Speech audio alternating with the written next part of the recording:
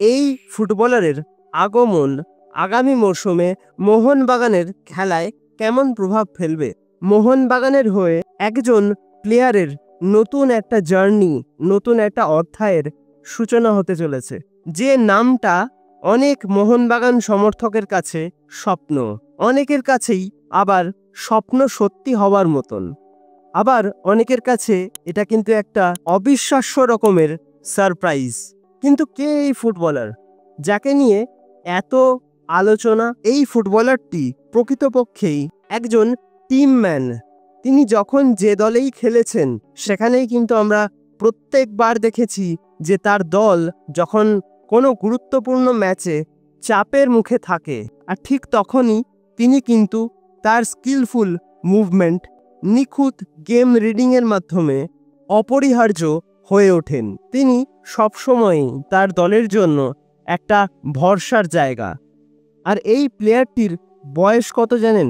29 বছর। 29 বছর বয়সে একজন প্লেয়ার সাধারণত তার ফুটবল কেরিয়ারের এমন একটা সময় যখন সে একজন experience footballer, big match, high pressure, কঠিন প্রতিপক্ষ সব কিছুকেই সামলে নেওয়ার দারুণ দক্ষতা দেখা যায়। কারণ এই বয়সটায় একজন ফুটবলার তার ফুটবল কেরিয়ারে যথেষ্ট বেশি পরিণত হয়ে যান, এবং বিগত কয়েকটা মরশুমে তিনি যে সমস্ত দলের হয়ে খেলেছেন সেখানে তার যা পারফরমেন্স, তাতে কিন্তু তার ওপর ভরসা রাখাই যায়, তার থেকে তার চেনা ছন্দে থাকার প্রত্যাশা করাই যায়। আর এইসব কারণেই হয়তো মোহনবাগান তাকে নিজেদের দলে নেওয়ার সিদ্ধান্ত নিয়েছে। কিন্তু তার পেছনে কিন্তু রয়েছে আরও একটি কারণ, যেটা কিন্তু অত্যন্ত গুরুত্বপূর্ণ। কি বলুন তো সেটা? সেটা হলো এই প্লেয়ারটি এমন একজন প্লেয়ার যিনি প্রকৃতপক্ষে একজন অলরাউন্ডার। আশ্চর্য হচ্ছেন তো কেন বলছি এই কথাটা?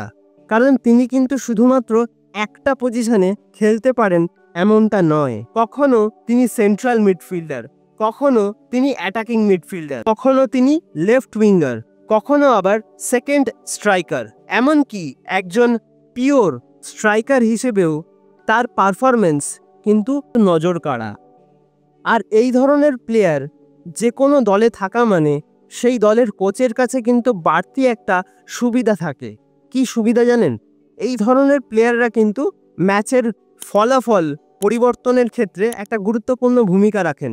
মিডফিল্ড থেকে স্ট্রাইকারদের উদ্দেশ্যে গোল করার মতন পাস দিয়ে থাকেন, কখনো আবার নিজেরা গোল করে দলকে জেতানোর চেষ্টা করেন, কখনো আবার মাঝ মাঠে অপোনেন্ট প্লেয়ারদের উপর প্রেশার ক্রিয়েট করে সেখান থেকে নিজের দলের জন্য কাউন্টার অ্যাটাক তৈরি করতে ভীষণভাবে সাহায্য করেন।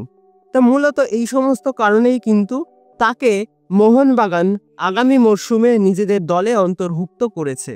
মোহনবাগানের এই মরশুমে দল গঠনের পরিকল্পনায় হয়তোবা তারা চেয়েছিল এমন একজন প্লেয়ার যে শুধু গোল করবে না, বরং মিডফিল্ডে পুরো গেমটাকে কন্ট্রোল করতে পারবে, খেলাটাকে খুব সহজেই নিজেদের দখলে আনতে পারবে, এমনই বৈশিষ্ট্য সম্পন্ন একজনকে।